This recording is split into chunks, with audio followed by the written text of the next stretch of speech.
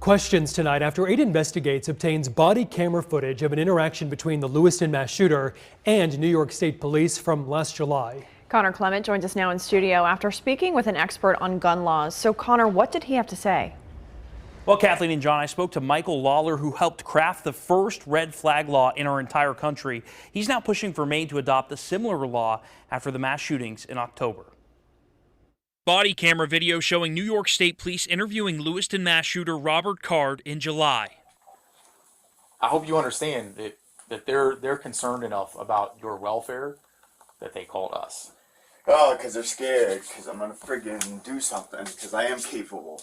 Army reservists called troopers to their training site near West Point to report Card's erratic behavior, saying it changed dramatically in the months before the shootings.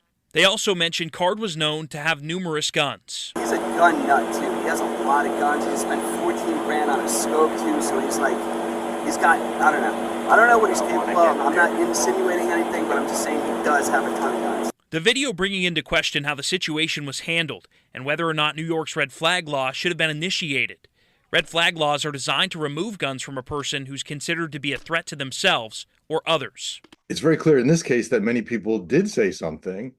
And, what happened after that, the response from either New York or Maine law enforcement officials led to the tragedy. Michael Lawler co-authored Connecticut's red flag law, the first one in the country.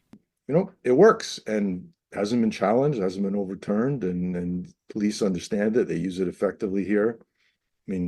Prevention is the goal. Lawler was critical of Maine's yellow flag law because, in his view, it requires a mental health evaluation which slows down the process of weapons removals when time is really of the essence. If any of these events had transpired in Connecticut, meaning the lead-up events to the shooting, I'm very confident that this person would have been separated from his guns. According to Maine State Police, they were not notified by New York State Police about the incident in July. New York State Police responding saying Card was never in their custody.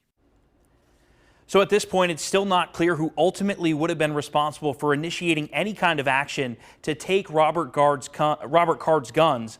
It's a question, though, that could be answered as hearings continue over what happened. For Maine's Total Coverage, I'm Connor Clement. Kathleen?